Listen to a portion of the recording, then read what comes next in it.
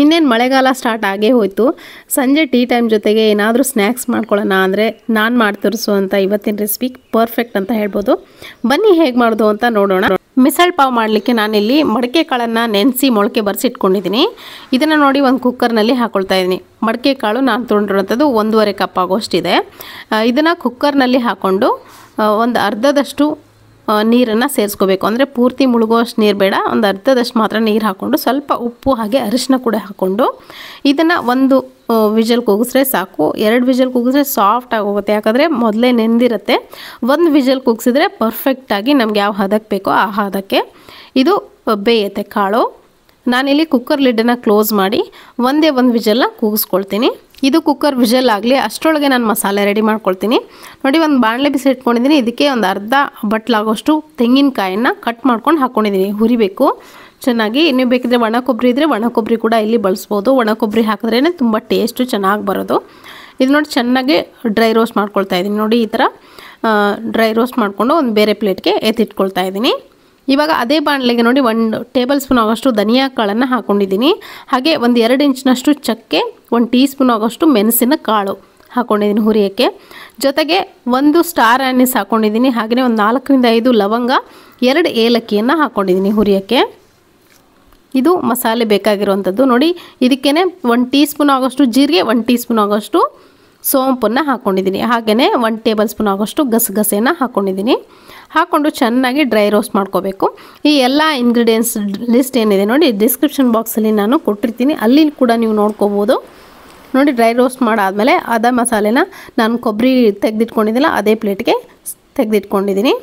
ಇವಾಗ ಇದೇ ಬಾಣಲೆಗೆ ನಾನಿಲ್ಲಿ 1 ಸ್ಪೂನ್ ಆಗೋಷ್ಟು ಎಣ್ಣೆ ಹಾಕ್ಕೊಂಡು 1 ಗೆಡ್ಡೆ ಬೆಳ್ಳುಳ್ಳಿ ಹಾಗೆ ಒಂದು 2 ಇಂಚಿನಷ್ಟು ಶುಂಠಿ, ಜೊತೆಗೆ 1 ದೊಡ್ಡ ಗಾತ್ರದ ಈರುಳ್ಳಿಯನ್ನು ಕಟ್ ಮಾಡ್ಕೊಂಡು ಹಾಕ್ಕೊಂಡಿದ್ದೀನಿ ಹುರಿಯೋಕ್ಕೆ. ಚೆನ್ನಾಗಿ ಹುರ್ಕೋಬೇಕು, ಪೂರ್ತಿ ಟ್ರಾನ್ಸ್ಪರೆಂಟ್ ಆಗಬೇಕು ಈರುಳ್ಳಿ.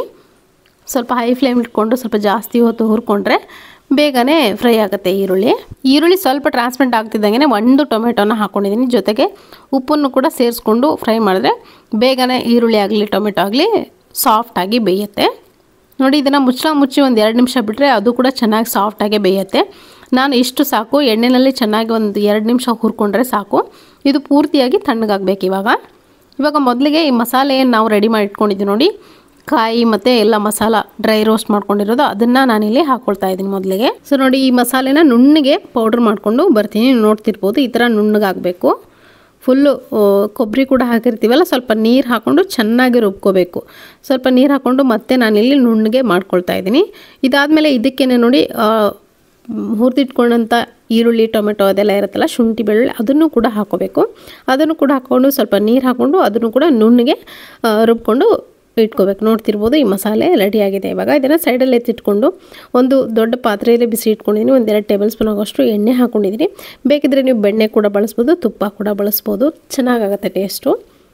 ಎಣ್ಣೆ ಚೆನ್ನಾಗಿ ಕಾಯ್ತಿದ್ದಂಗೆ 1 ಟೀ ಸ್ಪೂನ್ ಆಗೋಷ್ಟು ಸಾಸಿವೆ ಜೀರಿಗೆ ಹಾಕ್ಕೊಂಡಿದ್ದೀನಿ. ಜೊತೆಗೆ ಕರಿಬೇವಿನ ಸೊಪ್ಪು ಈ ಒಗ್ಗರಣೆಗೆ, ಹಾಗೆಯೇ 1 ಈರುಳ್ಳಿ ಸಣ್ಣದಾಗಿ ಕಟ್ ಮಾಡ್ಕೊಂಡು ಹಾಕ್ಕೊಂಡಿದ್ದೀನಿ. ಒಗ್ಗರಣೆಗೆ ಚೆನ್ನಾಗಿ ಫ್ರೈ ಆಗಬೇಕು. ಈರುಳ್ಳಿ ಸ್ವಲ್ಪ ಟ್ರಾನ್ಸ್ಪರೆಂಟ್ ಆಗಬೇಕು. ಹಸಿ ವಾಸನೆ ಏನಿರುತ್ತೆ ನೋಡಿ ಈರುಳ್ಳಿದು ಎಲ್ಲವೂ ಹೋಗೋವರೆಗೂ ಚೆನ್ನಾಗಿ ಫ್ರೈ ಮಾಡ್ಕೊಳ್ಳಿ. ಇದಾದಮೇಲೆ ಡೈರೆಕ್ಟಾಗಿ ನಾವೇನು ಮಸಾಲೆ ರುಬ್ಕೊಂಡು ಇಟ್ಕೊಂಡಿದ್ವಲ್ಲ ಅದನ್ನು ಸೇರಿಸ್ಕೊತಾ ಇದ್ದೀನಿ. ಸೊ ತುಂಬ ಈಸಿ ಇದನ್ನು ಮಾಡೋದು. ಮಸಾಲೆ ಒಂದು ನೀವು ಮಾಡಿಟ್ಕೊಂಡ್ಬಿಟ್ರೆ ರೆಡಿ, ತುಂಬ ಈಸಿಯಾಗಿ ನೀವು ಮಾಡ್ಕೊಂಡ್ಬಿಡ್ಬೋದು. ಅದಕ್ಕೆ ಒಂದು 2 ಜಾರ್ ಆಗೋಷ್ಟು ನೀರನ್ನು ಸೇರಿಸ್ಕೊಂಡಿದ್ದೀನಿ. ಇದಕ್ಕೆ ನೋಡಿ ಜಾಸ್ತಿ ನೀರು ಹಾಕಬೇಕಾಗತ್ತೆ, ತೆಳುವಾಗಬೇಕಾಗತ್ತೆ. ಈ ಸಾಂಬಾರು ಏನಿದೆ ನೋಡಿ ಸಾಲನ್ನು ತುಂಬ ತೆಳುವಾಗಿ ಮಾಡ್ಕೋಬೇಕು ಮಿಸಲ್ ಪಾವ್ಗೆ. ಇವಾಗ ನೋಡಿ ಖಾರದ ಪುಡಿ ಹಾಕಿರಲಿಲ್ಲ, ಎಣ್ಣೆಯಲ್ಲಿ ಹಾಕಬೇಕಾಗಿತ್ತು. ಈರುಳ್ಳಿ ಹಾಕಾದ್ಮೇಲೆ ಮಸಾಲೆ ಹಾಕಾದ್ಮೇಲೆ ನಾನಿಲ್ಲಿ ಹಾಕ್ಕೊತಾ ಇದ್ದೀನಿ. ನೀವೇನಾದರೂ ಮಾಡುವಾಗ ಈರುಳ್ಳಿ ಹಾಕಾದ್ಮೇಲೆ ಎಣ್ಣೆಯಲ್ಲಿ ಹಾಕಿ ಖಾರದ ಪುಡಿನ ಚೆನ್ನಾಗಿ ಫ್ರೈ ಮಾಡ್ಕೊಳ್ಳಿ. ಆವಾಗ ಹಸಿ ವಾಸನೆ ಏನಿರುತ್ತೆ ನೋಡಿ ಖಾರದ ಪುಡಿ ಅದೆಲ್ಲ ಹೋಗುತ್ತೆ, ಆವಾಗ ಚೆನ್ನಾಗಿ ಟೇಸ್ಟ್ ಬರುತ್ತೆ. ಇವಾಗ ಹಾಕಿದ್ರೂ ಏನು ತೊಂದರೆ ಇಲ್ಲ, ಜಾಸ್ತಿ ಹೊತ್ತು ಕುದಿಸ್ಬೇಕಾಗತ್ತೆ. ನೋಡಿ, ಮಸಾಲೆ ಜೊತೆಗೆ ಖಾರದ ಪುಡಿ ಎಷ್ಟು ಬೇಕೋ ಅಷ್ಟು ಹಾಕ್ಕೊಂಡೆ. ಹಾಗೆ ರುಚಿಗೆ ಎಷ್ಟು ಬೇಕೋ ಅಷ್ಟು ನೋಡಿಕೊಂಡು ಉಪ್ಪನ್ನು ಕೂಡ ನಾನಿಲ್ಲಿ ಸೇರಿಸ್ಕೊಂಡಿದ್ದೀನಿ. ಚೆನ್ನಾಗಿ ಕುದಿಬೇಕು, ಒಂದು 2 ಕುದಿಲಿ. ಇದು ಕುದಿಯೋಷ್ಟರಲ್ಲಿ ನಾವಿಲ್ಲಿ ಆವಾಗಲೇ ಬೇಯಕ್ಕಿಟ್ಟಿದ್ವಲ್ಲ ಕಾಳು, ಮಡಿಕೆ ಕಾಳು, ಅದು ಬೆಂದಿದೆಯಾ ನೋಡೋಣ. ನೋಡ್ತಿರ್ಬೋದು ಸಿಪ್ಪೆ ಎಲ್ಲ ಮೇಲೆ ಬಂದಿರುತ್ತೆ, ಅದು ಆಲ್ರೆಡಿ ನೆಂದಿರೋದ್ರಿಂದ ಸಿಪ್ಪೆ ಎಲ್ಲ ಬಿಟ್ಕೊಂಡ್ಬಿಟ್ಟಿರುತ್ತೆ. ಆ ಸಿಪ್ಪೆಯನ್ನು ತೆಗೆದುಬಿಟ್ಟು ನೀವು ಇದನ್ನು ಬಳಸಬೇಕಾಗತ್ತೆ. ನೋಡಿ, ಕುದಿಯೋಂಥ ನನಗೆ ಇದು ಕಾಳೇನು ಬೇಯಿಸ್ಕೊಂಡು ಇಟ್ಕೊಂಡಿರ್ತೀವಲ್ಲ ಅದನ್ನು ಸೇರಿಸ್ಕೊಂಡ್ಬಿಡ್ಬೇಕು ಡೈರೆಕ್ಟಾಗಿ.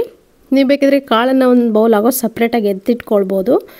ಯಾಕಂದರೆ ಸಪ್ರೇಟಾಗಿ ಕಾಳು ಕೂಡ ಕೊಡ್ತಾರೆ. ನೀವು ಮಹಾರಾಷ್ಟ್ರೀಯನ್ ಹೋಟೆಲ್ಗಳೆಲ್ಲ ಹೋದಾಗ ಅಲ್ಲಿ ಸಪ್ರೇಟಾಗಿ ಕಾಳು ಕೂಡ ಕೊಡ್ತಾರೆ. ಇವಾಗ ಇದು ಸಾಲನ್ ರೆಡಿಯಾಗಿದೆ, ನೋಡ್ತಿರ್ಬೋದು. ತುಂಬ ಟೇಸ್ಟಿಯಾಗಿರುತ್ತೆ, ತುಂಬ ಸಿಂಪಲ್ ಮಾಡೋದು. ನೀವು ನೋಡಿರಲ್ಲ ಎಷ್ಟು ಸಿಂಪಲ್ಲಾಗಿ ಮಾಡಿಬಿಟ್ಟೆ ಅಂತ. ಇದೇ ಥರ ನೀವು ಕೂಡ ನಿಮ್ಮಲ್ಲಿ ಮಾಡ್ಕೊಳ್ಳಿ. ನಾನಿಲ್ಲಿ ಸರ್ವ್ ಮಾಡ್ಕೊಂಡಿದ್ದೀನಿ ಒಂದು ಸರ್ವಿಂಗ್ ಬಕೆಟ್ಗೆ.